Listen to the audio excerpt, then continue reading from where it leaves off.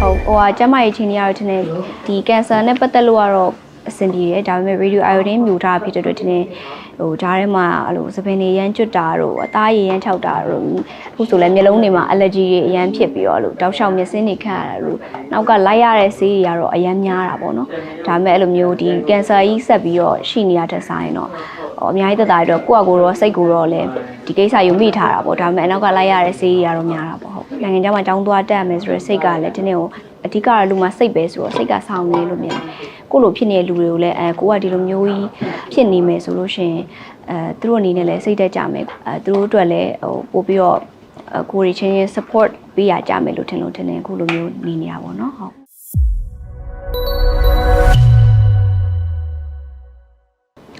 ်ဒီနေ့ကတော့ပေါ့နော်ဟိုဟာစိန်စပယ်ဘူးTVC ကြော်ညာလေးရိုက်ဖြစ်တာပါဒီကြော်ညာလေးရတဲ့အရန်ကိုဒေချာကြီးကျယ်ခန်းနာစီနီယာနဲ့ရရမှာဆိုတဲ့ရင်ခုန်နေပေါ့နော်ဒီနေ့ဟုတ်စီနီယာကုန်းနဲ့ပထမဦးဆုံးဒါစုံရတာပေါ့နော်တခါမှမစုံဘူးဖြစ်တဲ့အတွက်တင်းတင်းအတွက်လည်းchallenge တစ်ခုလည်းဖြစ်တယ်ပြီးတော့ဟိုစိတ်လည်းလှုပ်ရှားရပေါ့နော်ပြီးတော့ဟိုဒီကြော်ညာကလည်းနည်းနည်းတခြားကြော်ညာတွေနဲ့မတူဘဲနဲ့နည်းနည်းကွဲထွက်နေတဲ့ကြော်ညာမျိုးဖြစ်တဲ့အတွက်စိတ်လှုပ်ရှားနေပါတယ်ရှင်တင်းတော်တော်အမှတ်တရတော်တော်ဖြစ်မဲ့ကြော်ညာလေးတစ်ခုပေါ့နော်။ဘာဆိုတော့ဒီထဲမှာလည်းအငယ်ဆုံးကတင်းတယောက်ပဲပါတာဆိုတော့ဒီစီနီယာနဲ့ရိုက်ရတာဆိုတော့အမှတ်တရတော့ဖြစ်ပါတယ်ရှင်။စိန်စပယ်ဘူးကဒီနှစ်ပေါင်း40ကျော်သူရက်တည်နေနိုင်နေဆိုကြတဲ့ကအရန်ကိုတကယ်စိန်ကောင်းစိန်သက် quality မှန်မှန်ဒီ customer တွေကိုလည်း customer service ကောင်းကောင်းနဲ့ရောင်းချပေးနိုင်တဲ့အတွက်ဒါဒီလိုရက်တည်နိုင်တာဖြစ်တယ်။အဲ့အတွက်ဒီလိုဒီစိန်ဆိုင်တစ်ခုကိုဒီနေ့ကြော်ညာပေးရတဲ့အတွက်ရန်ကုန်ရပါရှင်ဟိုရိုက်တဲ့ director ကိုဒီ production team ကိုနောက်ပြီးတော့ဒီ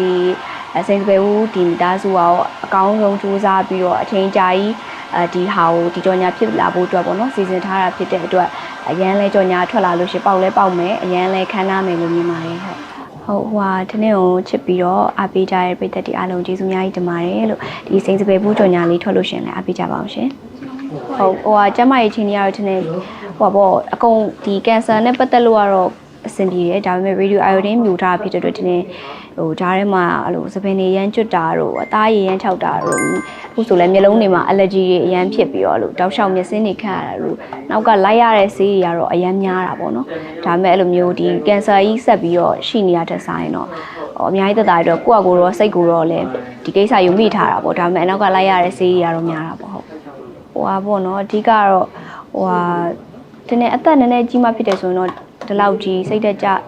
ြဒီစိတ်သက်တော့ကြားလိမ့်မယ်ထင်တယ်ဒါပေမဲ့ဟိုဒီလိုငယ်ငယ်ရွယ်ရွယ်နဲ့မှဖြစ်တာဆိုတော့လေငါတော့ဘလို့ပဲပြန်ကောင်းပါပြီပြီးတော့ဒီနေ့မှចောင်းတက်ဖို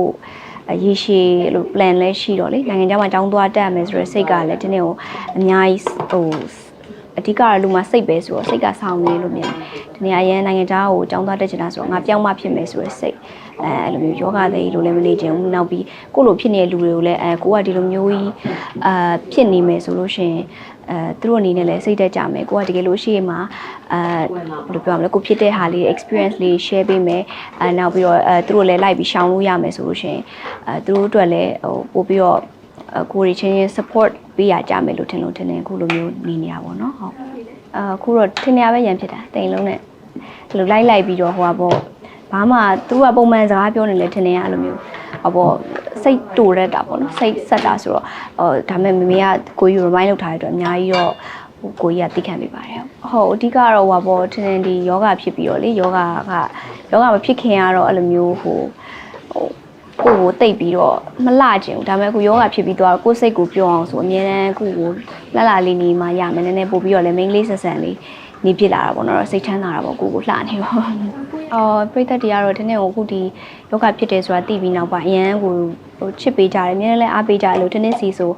စာလေးပို့ပြီးတော့အဲ့လိုမျိုးအားပေးစကားလေးပြောကြရပေါ့နော်ပြီးရင်ဘာလေးလုပ်လို့ရှင်ပျောက်နိုင်မယ်ပေါ့ကုသနိုင်မယ်ပေါ့နော်ပြီးတော့အဲ့လို TikTok အောက်မှာဆိုလို့ရှိရင်အမြဲတမ်းလို့view site ဖို့အကြောင်းတွေဒီနေ့ကိုသူတို့ကအရေးတကြီးနဲ့ကြည့်တယ်ဝိုင်းဝါလာပြီးပိန်လာပြီးပေါ့နော်အဲ့လိုမျိုးဆိုတော့အဲ့လိုမျိုး view site ပေးတာတွေ့ရတဲ့အတွက်လည်းပြည်သက်တွေကိုအများကြီးကျေးဇူးတင်တယ်လို့ချစ်ပေးတဲ့အတွက်လည်းကျေးဇူးအများကြီးတင်ပါတယ်မမေရှိနေတယ်ဘယ်လောက်အားရှိလဲအားရှိတာပေါ့မမေကလုံးဝအားတစ်ခုပဲအတမောင်မ2ယောက်ရှူတင်ဆိုတိုက်လို့ရှင်လူနေရမေးကိုနောက်လိုက်ခဲ့သူနောက်လိုက်ခဲ့ဒါပေမဲ့မေကတော့ဟိုထင်းနောက်ကိုပို့လိုက်တာပေါ့နော်မိန်းကလေးလည်းမိန်းကလေးဆိုတော့အကိုတော့စိတ်ချရတာပိုင်းနေလိုက်သူကတော့နည်းနည်းအသက်ကြီးပြီလေအသက်ကြီးပြီဆိုတော့သူနည်းနည်းစိတ်ချပြီဆိုတော့တယောက်တည်းလွတ်တာဟုတ် ဟိုပေါ့အဓိကတော့ထင်းတို့မိသားစုကဒီ3ယောက်တည်းရှိတာဆိုတော့လေအဓိကအကိုနဲ့အမေပဲရှိတာပေါ့နော်အဲ့တော့ခါကျတော့ထင်းတို့ကတော့ဒီမိသားစုကအားတစ်ခုပဲပြီးတော့ဒီမိသားစုကအရာရာပဲအဲ့တော့မိသားစုထက်တော့ဘာနဲ့မှမလဲနိုင်ဘူးမိသားစုကအဓိကပေါ့နော်ဟုတ်စီကန်းချက်တာဆိုတာမျိုးထက်အဲ့လိုမျိုးထင်းနေဒီအခုကတော့နည်းနည်း20ကျော်လာပြီဆိုတော့မေကတိတ်ဘာမှကိုယ့်ကိုလည်းတွေးတောတက်လာပြီဆိုတော့ဟာဖြစ်တော့ပေါ့နော်အရင်တော့ကတော့ဒီ16နှစ်မတိုင်ခင်ကလေးတုန်းကတော့အဲ့လိုမျိုးပို့ပြီးတော့ဟိုပါပေါ့စီကန်းတင်းချက်တာပေါ့ဒါပေမဲ့ဟိုကအခုသူ့ရွယ်နေသူပေါ့မေကလွတ်တဲ့နေရာလွတ်တယ်မလွတ်တဲ့နေရာတော့